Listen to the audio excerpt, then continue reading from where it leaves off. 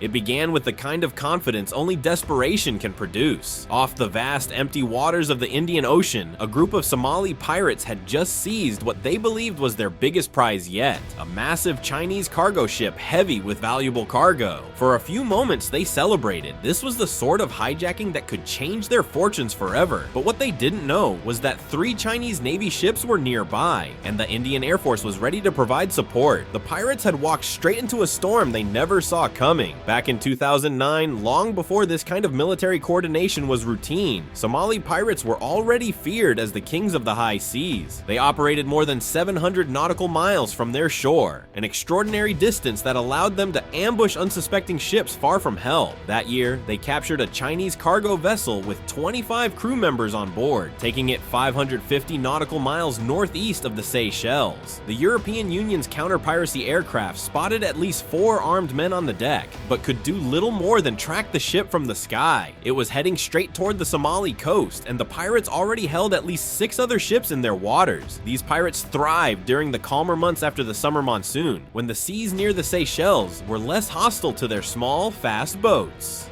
Using larger captured vessels as motherships, they could launch skiffs hundreds of miles offshore, reaching as far as Oman in the north and deep into the Indian Ocean in the south. By the middle of that year, they had hijacked 31 ships, collecting millions in ransom. In October, for example, a Turkish vessel with 23 crew members was released after 3 months in captivity, its freedom bought with a hefty payment. The surge in attacks prompted the Seychelles to plead for international help. Piracy wasn't just endangering ships, it was strangling the island nation's fishing industry, particularly its lucrative tuna trade. Some Spanish fishing boats began hiring former British soldiers as armed guards since their government forbade military protection for private vessels. When the pirates seized the Chinese vessel, known as the Xin Hai, they wasted no time issuing threats. A pirate spokesman, speaking by phone from the hijacked ship, warned Beijing that any rescue attempt would result in the execution of the crew. They claimed to know Chinese warships were nearby and demanded that no risks be taken. Anchored off the Somali coast, the Xin Hai's captors demanded a ransom of $3.5 million. The ship, operated by the Qingdao Ocean Shipping Company, was carrying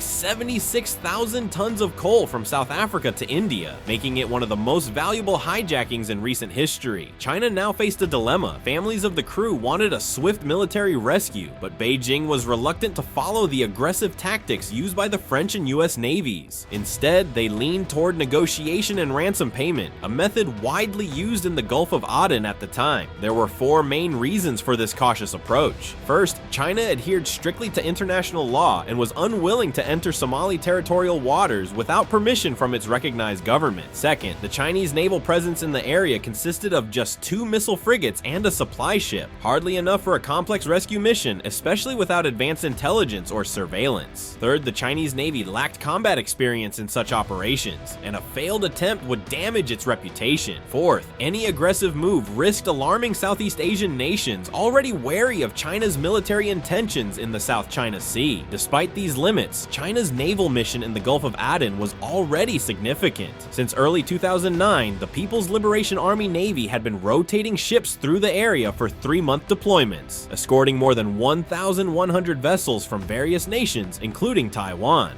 Working independently from other international forces, the Chinese fleet at the time consisted of the missile frigates Ma'anshan Type 054 and Wenzhou Type 054A, along with the supply ship Qiandaohu. The Ma'anshan carried 8 YJ-83 anti-ship missiles, HQ-7 short-range surface-to-air missiles, and a 100mm main gun capable of firing up to 12 rounds per minute, while Wenzhou was armed with similar weapons and a helicopter deck for Z-9C naval helicopters used in reconnaissance and boarding operations. The Qiandaohu could supply 500 tons of fuel and 200 tons of provisions to warships, extending operational endurance significantly. Meanwhile, more than 30 warships from 18 countries, including India, were engaged in anti-piracy patrols in the region. The Indian Navy, in particular, had shown zero tolerance, with its warship INS Tabar famously destroying a pirate mothership that threatened it. During the engagement, Tabar fired multiple 76mm OTO Malara rounds and deployed its close-in weapon system, AK-630 CIWS, to disable approaching skiffs without harming hostages. French and US forces had also made daring rescues, such as the French commando operation that freed hostages from from a yacht and the U.S. Navy SEAL sniper mission that saved the captain of the Maersk, Alabama. In December 2009, after weeks of tense negotiations, the Xin Hai and its 25 crew members were freed without bloodshed.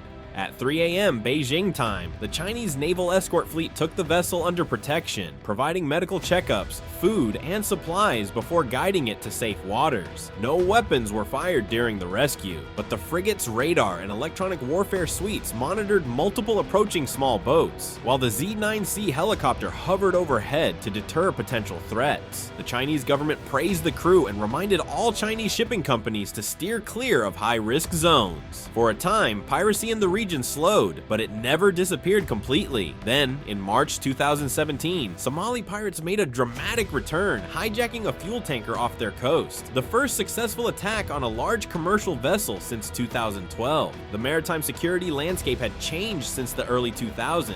China had greatly expanded its naval presence in the Western Indian Ocean and even opened its first overseas naval facility in Djibouti, a base designed to resupply ships involved in anti-piracy patrols. That same year, Chinese and Indian naval forces coordinated during a high-stakes rescue. The Chinese frigate Yulin, Type 054A, received a distress call from the Tuvalu-flagged cargo ship OS-35, which had come under pirate attack in the Gulf of Aden. Indian Navy warships, including the INS Mumbai, INS Tarkash, INS Trishul, and the fleet tanker INS Aditya, helped relay communications and provided air support. Chinese boarding teams equipped with Type 95 assault rifles, RPG-7 anti-armor launchers, and stun grenades secured the vessel, while INS Mumbai's Super Lynx helicopters provided overwatch using 12.7mm machine guns to suppress potential pirate counterattacks. State media later showed the grateful crew waving Chinese flags in thanks. China's more nationalist outlets, such as the Global Times, framed the rescue as proof of the PLA Navy's growing international role. They argued that while China had been active in anti-piracy operations for years, Western media often downplayed these efforts and instead cast suspicion on Beijing's naval expansion. The coverage stressed that safeguarding sea lanes was vital for China's economic security and that building a strong navy was both a strategic necessity and a sovereign right. Publicly, China emphasized that its presence in the Indian Ocean was about contributing to global security, much like the US and India claimed for their own operations. Official statements called the Djibouti base a support facility for logistics, not a military foothold. Still, questions about China's intentions lingered, especially given its assertive behavior in the South China Sea, where it enforced its own interpretation of navigation rights that treated military and civilian vessels differently. In at least 2 incidents around this time, Chinese naval forces appeared to use lethal force against pirates. Reports indicated that 2 Somali attackers were killed during an attempted hijacking, likely involving RPG-7 rounds, M16 gunfire, and small-scale explosive charges to disable their skiffs, possibly during the rescue of the Panamanian-flagged Al-Hira by the frigate Hengyang. Such actions suggested a shift toward more decisive measures when negotiations were not an option. China had already demonstrated its capability for distant operations during the Yemen crisis in 2015, when it evacuated Chinese and foreign citizens from the war zone alongside Indian naval assistance. Over the years, PLA Navy deployments in the region expanded to include humanitarian aid, disaster relief, and participation in chemical weapons transport from Syria. Chinese ships even delivered emergency fresh water to the Maldives during a supply crisis. Ships were often escorted by Type 052C destroyers equipped with HHQ-9 long-range SAMs and YJ-62 anti-ship missiles, illustrating China's layered defensive and offensive capabilities in international waters. By 2023, China commanded one of the world's largest navies, with frequent operations near Taiwan, joint drills with Russia, and a growing list of missions protecting its vast global trade network. Piracy in the Indian Ocean had declined sharply, leading maritime authorities to consider removing the high-risk area designation from the waters around the Horn of Africa. Still, experts warned against complacency. While hijackings were down, other dangers had taken their place. Smuggling of weapons and contraband into conflict zones like Yemen remained a serious problem. Environmental crimes, including illegal fishing, threatened regional stability, and in the Bab el Mandeb Strait, a narrow choke point linking the Red Sea to the Gulf of Aden, military militant groups such as the Houthis began deploying weapons once only available to national militaries. Sea mines, limpet mines, anti-ship missiles such as the Nor missile, and explosive drones now posed a growing threat to commercial and naval vessels alike.